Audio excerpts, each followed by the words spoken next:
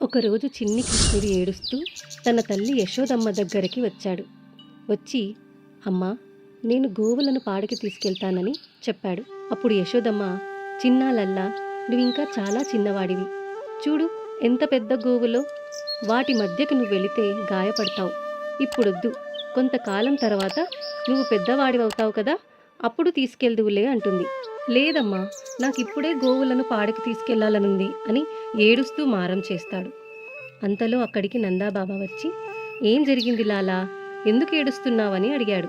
యశోదమ్మ అంటుంది, చూడండి, గోవులను పాడికి తీసుకెళ్తానని లాలా మొండిగా ఏడుస్తున్నాడు. నువ్వింకా చిన్నవాడివని చెప్పినా వినట్లేదు అంటుంది. కృష్ణుడు, లేదు, నేను ఇప్పుడే తీసుకెళ్తాను అని నందాబాబాకి చెప్పాడు. అప్పుడు నందాబాబా చేసేదేమీ లేక సాండిలి ముని దగ్గరికి వెళ్ళి, మా లాలా గోవులను ఎప్పుడు పాడికి తీసుకెళ్ళాలి, మంచి ముహూర్తం చెప్పండి అని అడిగాడు. ఆ ముని పంచాంగం చూసి, ఈరోజు చాలా మంచి రోజు, ఈ రోజు నుంచే తీసుకెళ్ళొచ్చని చెప్పారు.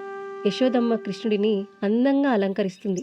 ఎత్తైన ధోతి, మెడలో హారం, తలపై పువ్వులు, నెమలి పించం తలపాగా పెట్టింది. కృష్ణుడి పాదాలకు పాదరక్షలు వేసింది. కృష్ణుడు, ఇవేంటమ్మా నా కాళ్ళకి పెడుతున్నావని అడిగాడు.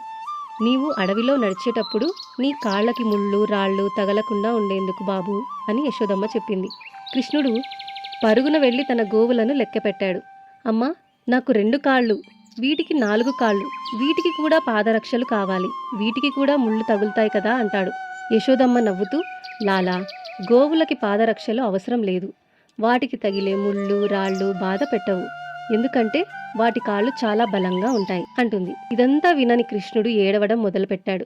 నా కాళ్ళు కూడా గోవుల కాళ్ళలా ఎందుకు బలంగా లేవు, నువ్వు నాకు తినిపించడంలో ఏదైనా లోపం చేశావా అమ్మా అంటూ ఏడుస్తాడు. యశోదమ్మ, నాన్న కృష్ణ, మనుషులకు 4 కాళ్ళుండవు, అవి జంతువులకి మాత్రమే అన్నా కూడా కృష్ణుడు వినడు. తన అలంకారాన్ని విసిరేసి నేలపై పడి ఏడుస్తాడు. నందాబాబా వచ్చి, ఎందుకు అలా ఏడుస్తున్నావని అడిగాడు. అమ్మ గోవులను జంతువులంటోంది, కానీ అవి నాకు పాలిచ్చి పెంచాయి. అవి జంతువులైతే నువ్వు జంతువే, నాన్న జంతువే, నేను కూడా జంతువే కదా అంటాడు అమాయకంగా. అందరూ ఆశ్చర్యపోయారు. యశోదమ్మ, లాలా, ఇకపై గోవులను జంతువులని నేను అనను అంటుంది. వెంటనే కృష్ణుడు సంతోషించాడు. అమ్మా, గోవులను జంతువులనొద్దు, అవి నాకు ఎంతో ప్రియమైనవి అంటాడు.